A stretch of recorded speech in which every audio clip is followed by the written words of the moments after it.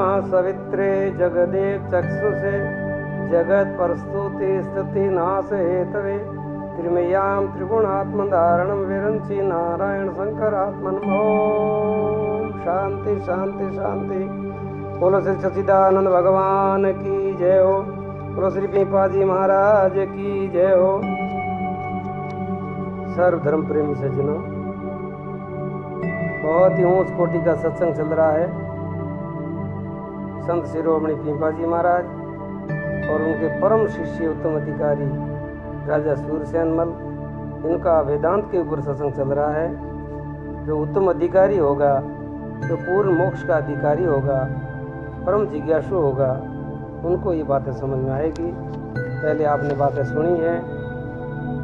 राजा सूरसेन ने भगवान पीपा जी को बहुत प्रकार के प्रश्न किए थे। सारे प्रश्नों का उन्होंने उत्तर दिया था। और आज वो पूछ रहे हैं कि हे गुरुदेव, जीव ईश्वर की बात आपने बताई, जीव का देश काल वस्तु धर्म समझाया, ईश्वर का देश काल वस्तु धर्म समझाया। अब आप कृपा करके ये बात बताइए कि आपको भी समझने जैसी है। ईश्वर का देश काल धर्म, जीव का देश काल धर्म भिन्न है, व्यष्टि और समष्टि के रूप में। जीव की जितनी सामग्री है वो व्यष्टि के रूप में है, और ईश्वर की जितनी सामग्री है वो समष्टि के रूप में है। लेकिन परम तत्व जो है वो व्यष्टि समष्टि से भी परे है, जिसको परम तत्व कहते हैं, परम ब्रह्म कहते हैं, परमात्मा कहते हैं, परम चैतन्य कहते हैं, परम पुरुष कहते हैं। उसके वो फिर अव्यक्त है। यहाँ आनंद है, ईश्वर आनंद स्वरूप है। तो जीव के पास आनंद की कमी है।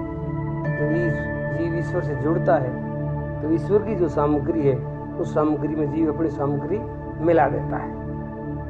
तो ईश्वर की जो सर्वसामर्थ्यता है, चेतना है, आनंद है, वो जीव के अंदर भाषित होता है।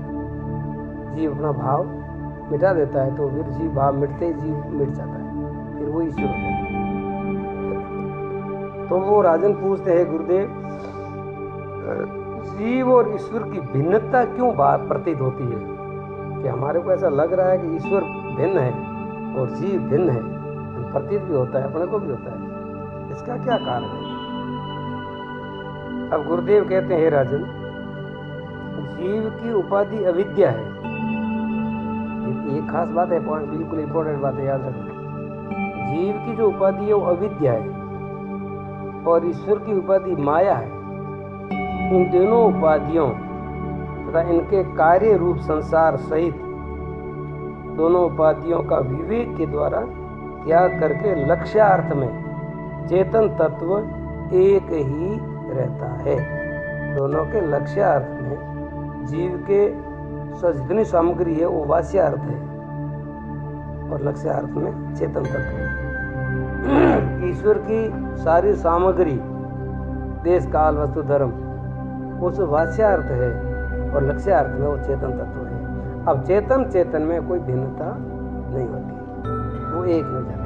पानी एक ही, चाहे वो पानी घड़े का पानी हो, चाहे समुद्र का पानी हो, वो एक हो जाता है, तत्व में एक है।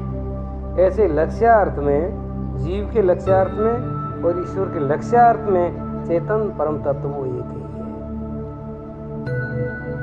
जैसे घटाकाश मठाकाश घट और मठ की उपाधि से भिन्न भासता है, लेकिन घट और मठ की उपाधि का त्याग कर दिया जाए तो आकाश में कोई भिन्नता नहीं रहती। ऐसे ही घटाकाश का उदाहरण, जीव का उदाहरण घटाकाश से है और ईश्वर का उदाहरण मठाकाश से है। और घट और मठ की दोनों उपाधियां मिटने से, मतलब माया अविद्या का अंत होते ही वो महाचिदानंद आकाश वो एक ही है, उसमें कोई भिन्न भेद है नहीं। ऐसे ही पिंड ब्रह्मांड अविद्या माया की उपाधि से ये भासते हैं। अविद्या और माया दोनों सर्व उपाधि जड़ वर्ग का विवेक के द्वारा त्याग करके शेष रहे शुद्ध ब्रह्म चेतन एक शेष रहता है। वो सदा तीन काल में भी त्रिकाल अबाध्य है, तीन काल से भी ऊपर है, तीन काल उसको बाधित नहीं करते। वो पूर्ण मुक्त स्वरूप है, पूर्ण सदा के लिए नित्य एक रस रहता है। उसका अनुभव करना या उनका साक्षात करना, यही आत्मा का पूर्ण रूप से कल्याण है। अब राजन पूछते हैं, गुरुदेव आपने बहुत पहले वेदांत का विषय सरल करके बताया, फिर भी ये सबकी समझ में जल्दी क्यों नहीं आता? संत महात्मा वेदांत का विषय बहुत सरल करके समझाते हैं, लेकिन फिर भी सुनने वाले को जल्दी समझ में नहीं आता है। क्यों? क्योंकि इसका कारण है कि अभी तक उनकी जो बुद्धि जो है वो तीव्र बुद्धि नहीं है, उनके अभी तक पूर्ण उसकी योग्यता नहीं है। तो उसका क्या कारण है? इसलिए गुरुदेव कहते हैं, राजन मैंने पहले आपको कहा था कि मल विक्षेप की साधना के द्वारा निवृत्ति होती है। मल और विक्षेप की निवृत्ति साधना के द्वारा साधक को करनी पड़ती है, और जब मल विक्षेप की निवृत्ति होगी उसके बाद में उनको वेदांत तत्व आराम से समझ में आएगा और आराम से उसके जीवन में उतरेगा। जब तक वेदांत का विषय समझना बहुत मुश्किल भी है। इसलिए ये मैंने आप जैसे उत्तम अधिकारी के लिए कहा है कि वेदांत का विषय सबों के लिए नहीं होता है। ये वेदांत का विषय भीड़ भाड़ के लिए नहीं होता है। ये तो एकाएक उत्तम अधिकारी के लिए होता है। व्यक्तिगत ही ये समझा जाता है और व्यक्तिगत ही इनका अनुभव किया जाता है। अब सुनो, जो मध्यम अधिकारी है उसको इस जन्म में निष्काम कर्म और क्रिया योग के द्वारा मल विक्षेप की पूर्ण निवृत्ति होने से ही वेदांत उसके जीवन में उतरता है। सुनने वाला अधिकारी 3 प्रकार का होता है। उत्तम अधिकारी होता है, उनको तो ये वेदांत सुनने मात्र से उनकी स्थिति बढ़ जाती है। सुनने मात्र से,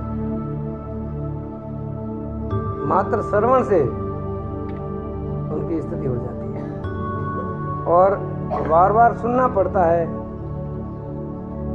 बार बार प्रयत्न करना पड़ता है, वो दूसरे नंबर का साधक होता है, मध्यम अधिकारी होता है। अब उनको क्या है कि मल विक्षेप निवृत्ति के लिए कुछ उनको साधना करनी पड़ेगी, कुछ यम नियम का पालन करना पड़ेगा, कुछ धारणाएं धारण करनी पड़ेगी।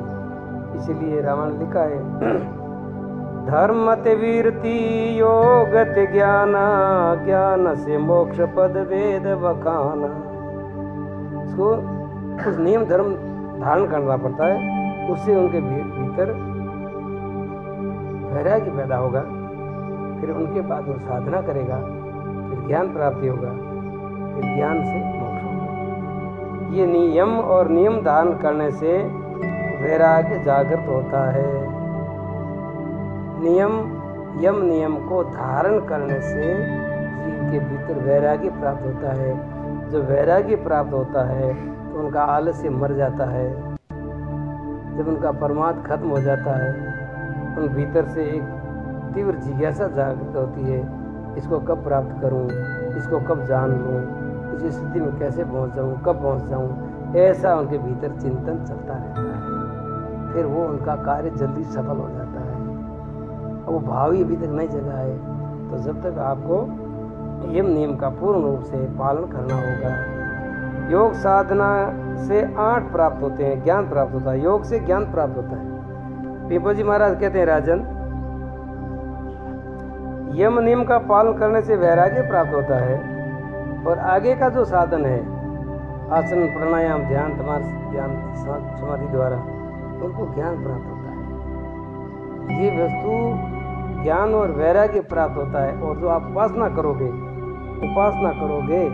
तो वो भक्ति का अंग भी उसमें आ जाता है।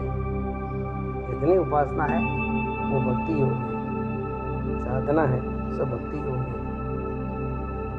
और योग भी एक उपासना है, लेकिन योग का परिणाम होता है ज्ञान। ज्ञान एक स्थिति है, ज्ञान की उपासना नहीं होती। ज्ञान तो स्थिति है, होश तो एक स्थिति है। तो योग साधना से ज्ञान प्राप्त होता है तथा ब्रह्म ज्ञान से हे राजन मोक्ष प्राप्त होता है। और जीव में कर्मों की गति को भी समझना जरूरी है, क्योंकि कई बार ऐसा होता है प्रारब्ध का जो भोग होता है, सुख या दुख, वो तो ज्ञानी को भी भोगना पड़ता है। शरीर देह का दंड जो होता है वो ज्ञानी महात्मा को भी भोगना पड़ता है, ज्ञान होने के बाद में भी। तो इसलिए कर्मों की गति को भी समझना बहुत ही जरूरी है।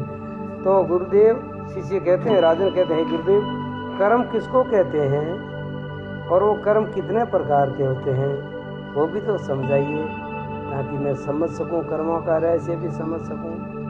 देखो सबको समझना जरूरी है। इस अध्यात्म मार्ग में आपको भी सब कुछ समझना होगा।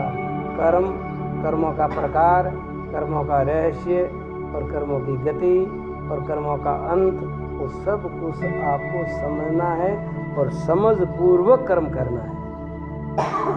कर्म करने के हमारे पास 3 साधन हैं।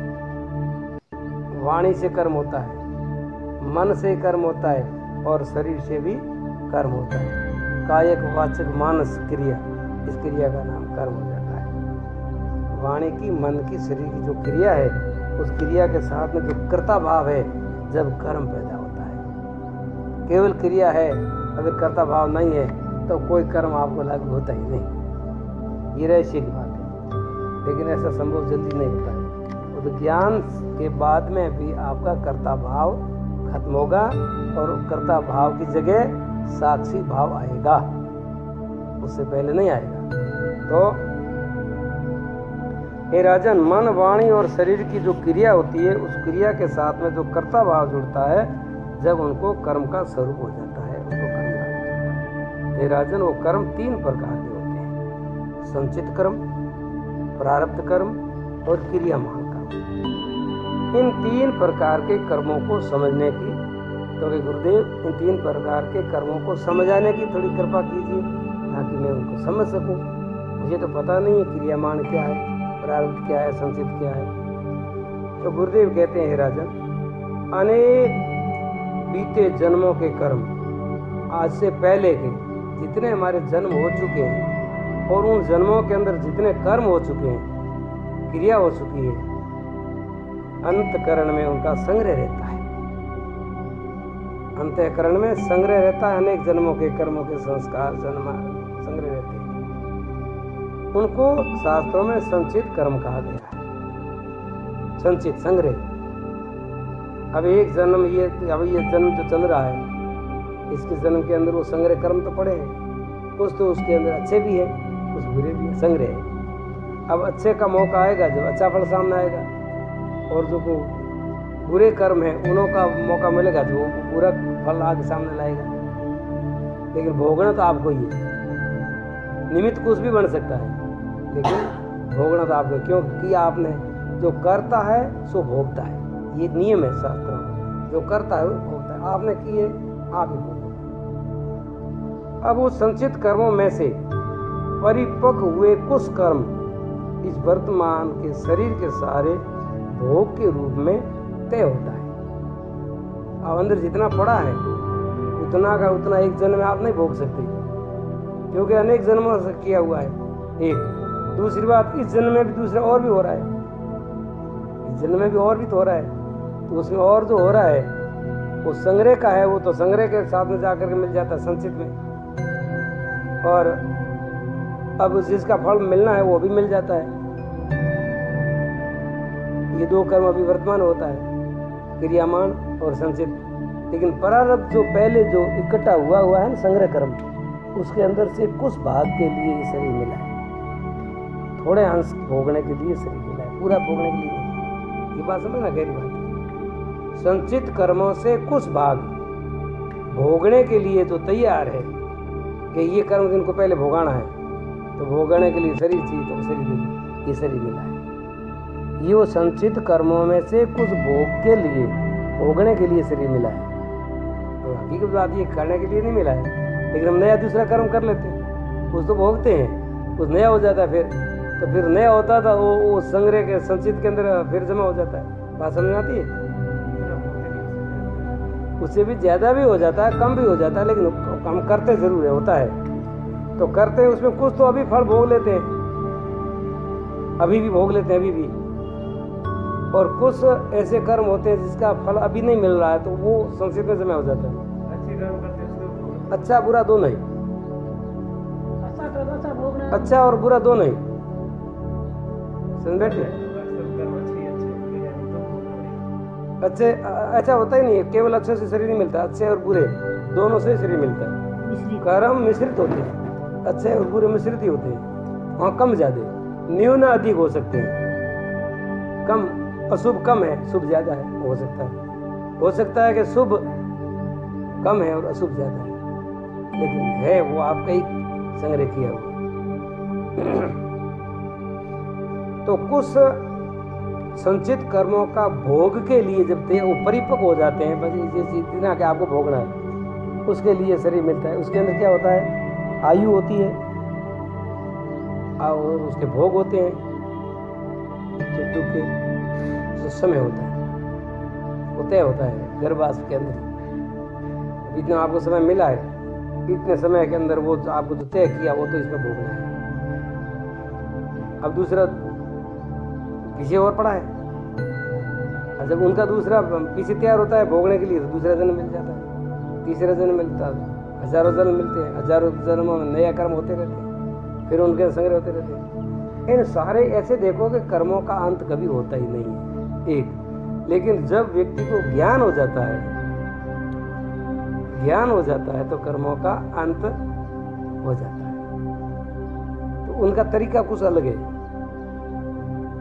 तरीका अलग का मतलब, शुभ कर्म अब तुम करोगे निष्काम भावना से, उनका फल तुम चाहते ही नहीं, ठीक है, और अंत्यकरण आपका शुद्ध हो गया। फिर जो क्रियामान कर है उसके अंदर आपने कर्ता भाव हटा दिया, मैं करता हूँ, वो भाव आपने निकाल दिया, उनका भी फल नहीं मिलेगा। अब प्रारब्ध रहा पीछे, तो प्रारब्ध भोगने से पूरा हो जाएगा। क्रियामान तो अकर्ता भाव से फल नहीं देगा, प्रारब्ध है भोगने से पूरा हो जाएगा, ठीक है। और शुभ कर्म जो कर रहे हो, अच्छा कर्म जो कर रहे हो, वो निष्काम भावना से कर रहे हो, वो पुण्य तुम्हारा जमा हो रहा है, पाप जमा नहीं हो रहा है। तो फिर अगर आपका जन्म मरण अभी समाप्त हो गया और पीछे जो संग्रह कर्म पड़ा है प्रकृति में आपका कर्म, तो वो कौन भोगेगा? तो उसमें ऐसा है कि आपका तो नया कर्म होना तो बंद हो गया, पड़ा है उसका कौन भोगेगा? तो कि अच्छा कर्म करना, अच्छा कर्म जो पुण्य पड़ा है वो तो आपकी सेवा करने वाले को मिल जाएगा। कोई आपकी स्तुति करता है, कोई आपकी सेवा करता है, कोई आपके अनुकूल चलता है, कोई आपकी आज्ञा का पालन करता है, और मेरे संस्कृति में अच्छे कार्य पड़े हैं, मैं तो भोगूंगा नहीं, वो आपके खाते प्रकृति जमा कर देती है, सेवा करने वालों को दे देती है। तो बुरा पड़ा वो कौन भोगेगा? नहीं, कोई निंदा भी करेगा, कोई हमारी बुराई करेगा, कोई अपमान करेगा, वो उसके खाते चला जाएगा। तो मेरा तो खाता साफ हो गया, अब मेरा ना कोई जन्म होगा ना कोई मरण होगा, क्योंकि कर्म ही नहीं रहा पीछे, तो कर्म जन्म होगा कैसे? ये है कर्मों का रहस्य। जो प्रारब्ध है सो भोगने से पूरा होता है, क्रियामान है जो जन्म लेकर के मरण तक जो होता है वो अच्छा या बुरा, वो क्रियामान कर्म है। तो गुरुदेव वो उनों की निवृत्ति कैसे होती है? वैसे मैंने बता दिया, लेकिन अभी वो पूछते हैं तो पिंपल जी महाराज कहते हैं, राजन, संचित कर्म अज्ञान के आश्रित रहते हैं, सो ज्ञान होने पर अज्ञान के साथ संचित कर्म का नाश हो जाता है, अपने लिए अपने भोगने नाश हो जाता है। लेकिन प्रकृति में पड़ा है तो प्रकृति फैसला करती है इसको कहाँ भेजना, किसको सेट करना। जैसे सरकार के अंदर लावारिस माल जमा होता है, जिसका कोई मालिक नहीं होता, तो पैसे सरकार में जमा होता है, तो पैसे वो सरकार क्या करती है, फिर किसी के अनाश्रित होते हैं, या किसी को निवास देना है, किसी को कुछ देना है, किसी के घर नहीं, घर बनाना है, उनके खाते वो दे देती है। सरकार पास थोड़ी, प्रकृति पास में नहीं रखती है, वो ऐसे जिसका उसके खाते में जमा कर देती है। प्रारब्ध शरीर के आश्रित रहता है, वह सुख दुख के अनुकूल प्रतिकूल रूप में ज्ञानी समता को धारण करके राग द्वेष से रहित भोग लेता है, और शरीर के साथ प्रारब्ध भी पूरा हो जाता है। और क्रियामान जो वर्तमान में जो शरीर है, मन वाणी के द्वारा होने वाले जितने जो कर्म है, वो शास्त्र की आज्ञा के अनुसार निष्काम भावना से कर्म करने पर क्रियामान का भी बंधन उसके अंदर नहीं होता है। इसलिए राजन, वेदांत प्रक्रिया का सच्चा ज्ञान होने से सारे कर्मों की निवृत्ति हो जाती है और ज्ञान की अग्नि के द्वारा सारे कर्म जल करके भस्म हो जाते हैं। गीता में भगवान ने कहा ज्ञान की अग्नि से सारे कर्मों का जल करके राग हो जाता है। दग्ध कर्माणि, कोई बात वेदांत की है। तो इसीलिए तो हे गुरुदेव, ये वेदांत का ज्ञान एक साथ में ही होता है या धीरे धीरे होता है? तो गुरुदेव कहते हैं राजन, ज्ञान की शास्त्रों में 7 भूमिका बताई गई है। ज्ञान की शास्त्रों में 7 भूमिका बताई गई है। तो अभी आज का सत्संग यहाँ समाप्त होता है। कल आपको ये ज्ञान की 7 भूमिका के बारे में मैं बताऊंगा और आज की कथा को यहाँ विश्राम। बोलिए सच्चिदानंद भगवान की जय हो। सब धर्म प्रेमी सज्जनों को मैं निवेदन करता हूँ, ये वेदांत का विषय है और बहुत ही गूढ़ और गहन विषय है। समझने की कोशिश करें। अगर समझ में ना आवे तो आप हमको संपर्क करके पूछ सकते हैं और आगे से आगे प्रचार करें, ताकि पीपा जी के जीवन का रहस्य आपको समझ में आवे। पीपा जी के जीवन का जो ज्ञान है और उनका योग है, उनकी साधना है, वो आपको समझ में आएगा। और पीपा जी को जब समझोगे तो तुम्हारा जीवन महान धन्य हो जाएगा। इसी के साथ में सबों को जय पीपा जी।